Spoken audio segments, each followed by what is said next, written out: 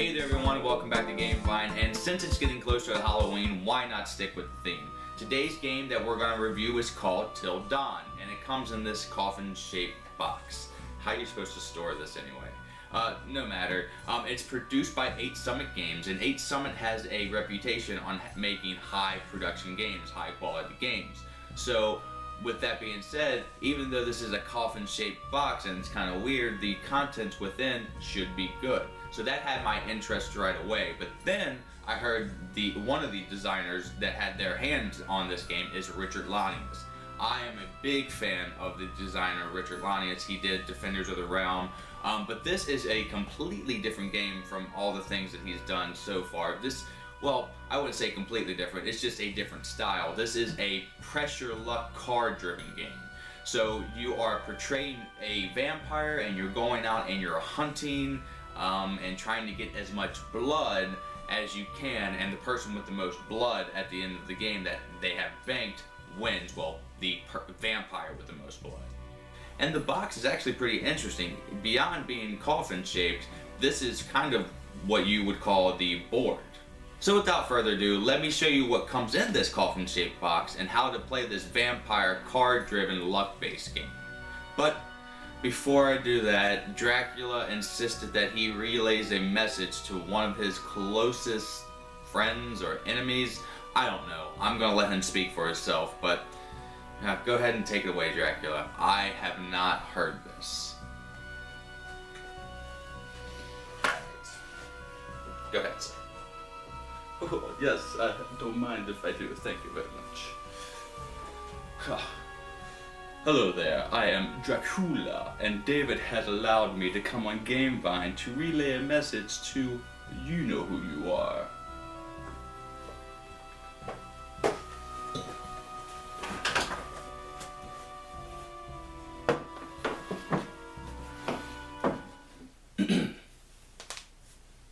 It's getting kind of hard to believe things are going to get better.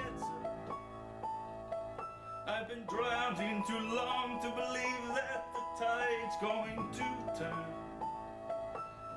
I've been living too hard to believe things are going to get easier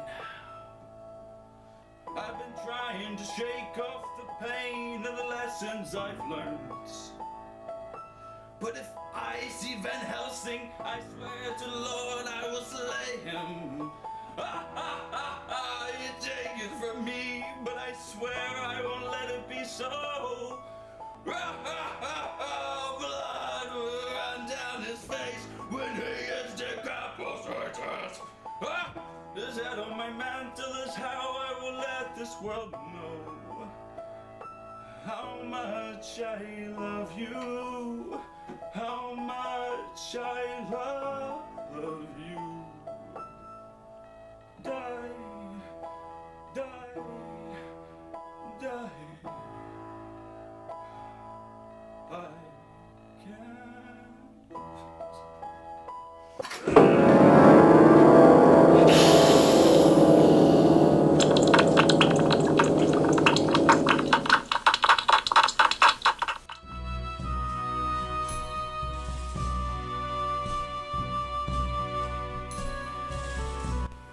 Okay, thank you, Dracula. Alright, now let's show you what actually comes in this coffin-shaped box. Okay, let's first go over the cards. The hunt deck here is what the game is based around. Players pass this from player to player, and this determines all the luck, and it has a few different types of cards, slayers, feeding time, but I'll get into that in the how-to portion of the video. And next we have the power deck here. Each player will get one of these, and these kind of break the rules of the game. And they could be to the detriment of others or in the benefit for you. Some are played immediately and some have standing effects. Alright, so now let's get to the smaller cards. The event deck here, kind of like the power cards, but these are more of the immediately play, and these are a bit more powerful than the power cards because you can't get them as often. And the other smaller cards we have here are the player decks. These just consist of 4 different voting cards, and I'll get into what they do later. These just correspond to the player match that you have.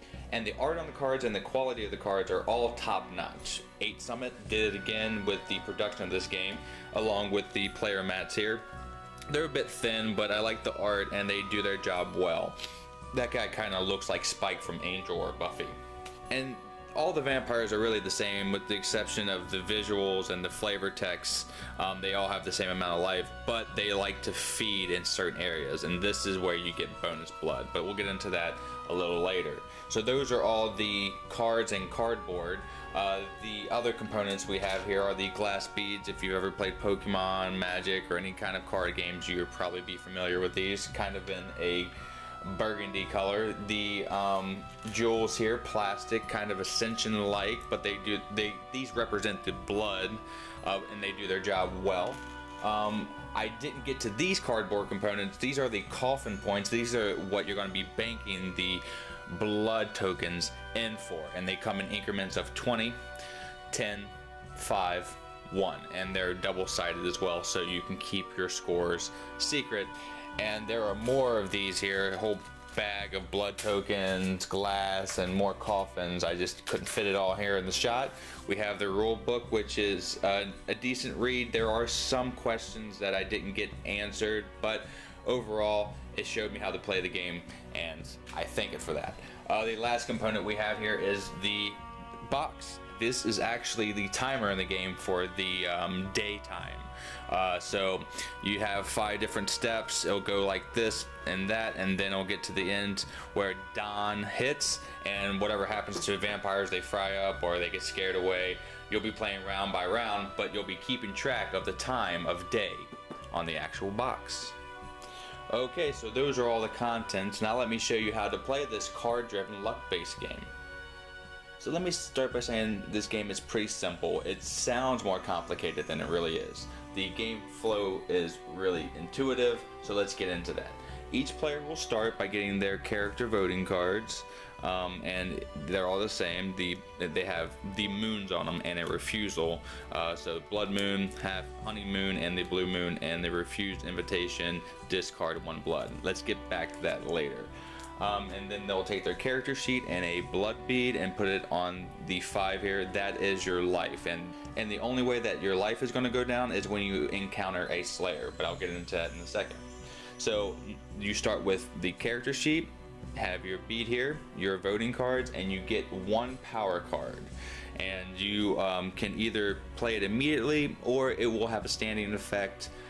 It'll tell you what it does right there on the card. So let's go over a few of these power cards.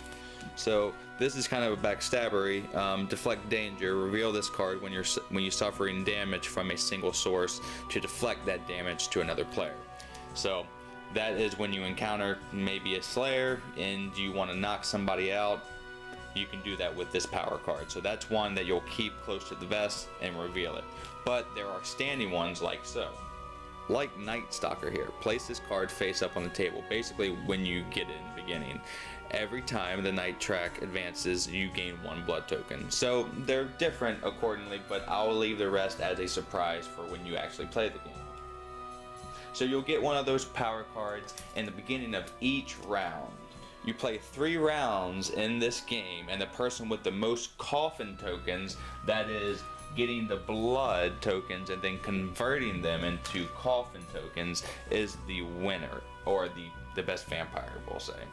So let's go over some of the cards that you can gain blood tokens off of. The only ones that you have is feeding time. So the number down here represents how many blood tokens you're going to gain from that 1 card. As I said before, you're going to be passing this from Covenant Leader to Covenant Leader, and that person is going to be flipping over the card themselves, and then the whole table that is still currently in the round will gain or have to settle the results of that card. So it is very important for the person that has the card to flip it over, because some of them do personal damage. So feeding time here, everyone in the round, so we got 3 players, they all would get 3 blood tokens. And these 3 blood tokens go to the player instead of coffins, because in a round you might lose your life, or you'll get burnt up in the daytime, and all the blood tokens go back into the bank. And you want to convert them into coffin tokens round by round, because coffin tokens do not go away. The other thing about feeding times is if it's your vampire's favorite feeding time, like Amy here, she likes the university, as you can see. And if a university card comes up during feeding time, she gets +1. So in this case, everyone at the table would get 1 blood, but Amy would get 2.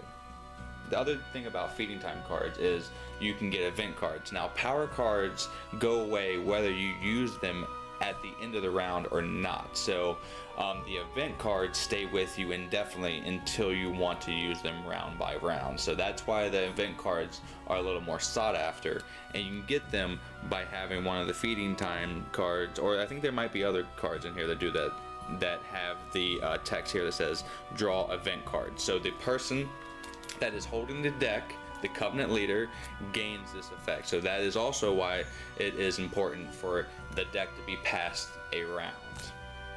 So everyone will still feed, but the Covenant leader this turn will gain a event card. So some of these here are pretty powerful. Play immediately at the surge, heal up to 2 health, then other players may spend 2 blood tokens to heal 1 health, so they can prolong the round. And other cards here, like Sanctuary, discard to void the blood gain from feeding time cards for 1 player, so they can be really mean as well. So those are the feeding time cards and the event cards and the power cards. Now let's get into the cards that can actually hurt you. Alright, so the first card that can hurt you here is, oh yeah, it's Chuck Norris. Sorry, yeah, that's a promo that I have. He's a Slayer, but that's the first thing that we're going to talk about here. Slayers. Now these are the cards that affect your life points, and really the only ones that affect the life points here on the track. And it says here, all take 3 wounds who are active in the round. So round by round, as you pass, you'll flip 1 card as a Covenant leader, resolve it, then pass it to the next player, and then all the vampires in the round decide if they want to leave in between each turn. So once you leave, you bank your blood for the amount. Transfer rate is 1 for 1 in coffins. So the Slayer here hits you for 3. You have to take it unless you have some kind of altering card effect, and then you go ahead and pass it. Now the card layout here, the moons are up top here. You want to pay attention to that because those are going to come in play later. So the next card that we have here are the time effects. So we have Night Lingers. This will move the time track backwards. So this is kind of good for the vampires. The time track starts here in the middle and Until Dawn emblem, and has 5 different turns basically. 1, 2, 3, 4, 5. Once it hits here, that is another game ender. So the game ends if your vampire, well, your personal game ends if you die. And if the sun hits here, everyone in the round is lost, and then they have to scurry back to their coffins. When you actually leave your coffin, you flip it here, because look, that's double-sided, and this is saying that you're saved. And these are the 2 cards that associate with that time track. This is Night Lingers, so it goes from 1 to 3. This will move the track back 1, so say it was here, it would go back here. If it was 2, it would just still go back to the Till Dawn marker. This will advance the track, and that's what you don't want. So this also goes from 1 to 2 advance wise, and that is kind of hard to predict. So sometimes it'll be right here and you think you're safe, but the advanced sun rising 3 card comes out, and boom, everyone's out that round. So that is one of the swingier cards in the game. One of the other things that can hurt you here is there's only one of these, the Werewolf. Now this, the player drawing this card reduces his health by 3. Now the Werewolf also gets shuffled back into the deck. So that's again one of the reasons why the Covenant leader has to flip over the card by himself. So that is one of the other cards that can hurt you. So those are all the things that really can get you at the end of the day, with the exception of the invitation. Now this is where the moon emblem on all the cards are going to come into play, and the voting cards that you have in front of you. So with the invitations, you cannot get out of it. So during the in-between turns, if you vote to stay in the hunt and the invitation is flipped, you have to resolve all the effects that are coming. So gameplay stops and everyone will pick up their voting cards and they're gonna vote secretly, and everyone's gonna show their cards simultaneously on what they vote for to say what card is gonna come up next moon wise. So in this case it would be a blood moon card, and all the players voting for the blood moon would gain the benefit of the said picture here, so they would gain 5 tokens. But if they are incorrect, it says inflicts 2 damage to the player if you're wrong. So if I were to do the hunting moon, it would have hit me for 2, but if I did the blood moon, I would have gained 5 blood, which is pretty significant, but the 2 might have knocked me out of the game. Now you can refuse all this by playing 1 blood out of your pile at the moment to ignore any of the effects of the invitation, but the thing is, you also have to resolve the next card. So be it a Slayer, you would still get hit, I think you would still get hit and have to suffer the damage, but you wouldn't have to worry about anything with the invitation. But if it was feeding time, yay you. I mean, you still get to reap the rewards on that front. But then after that, then between turns, you decide if you want to stay in and flip your character over or not. Now, in some cases, you might get double invitations like here, and in that case, you would look at the moon up here and then do the same process again. And you would continue to do this, pushing your luck, passing the hunt deck back and forth, and using your power cards, getting event cards, gaining blood, translating over to the coffins for 3 rounds. And once the last vampire is out, you add up all the coffin points, not the blood tokens, because those go away at the end of the round. And the vampire with the most coffin tokens wins. Alright, so that is Till Dawn. Now let me tell you what I think about this Halloween X game. Yes, let us show you what we think. Get out of here, Dracula, God. And yes, that was Till Dawn, and 8 Summit / Gray Fox Games did a great job with this production. The art is really immersive, and the components are done pretty well as well. And the designers, Jason Maxwell, Mike Wiley, I think that's how you pronounce it, and Richard Linus did a fine job with this small, luck-driven, card-based game. And as we always do on GameFind, we grade the games, and I'm going to settle on a 74 for this game. I had a fun time playing this. It was intriguing, and the art kept me in the Halloween kind of feel, so I do recommend this game for a Halloween setting because the art is done really nice, and you do kind of get a vampire feel, though all of the vampires are samey with the exception of the feeding ground. So, and it's not like the luck-based game that I'm gonna grab every time, though I do have fun with this game, and I don't mind the box at all. It actually is pretty intriguing. Again, one of the aspects that kept me immersed in the setting of the theme. And the thing that's different about this luck-based games that drives it apart from other ones is this one doesn't cut you any slack.